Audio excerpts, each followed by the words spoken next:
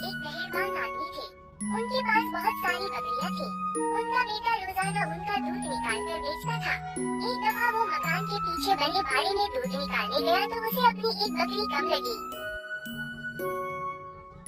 इसने सोचा बकरी शायद कोई चुरा कर ले गया है। वो बाप के पास गया और बताया कि भाड़े से एक बकरी गायब हो गई है।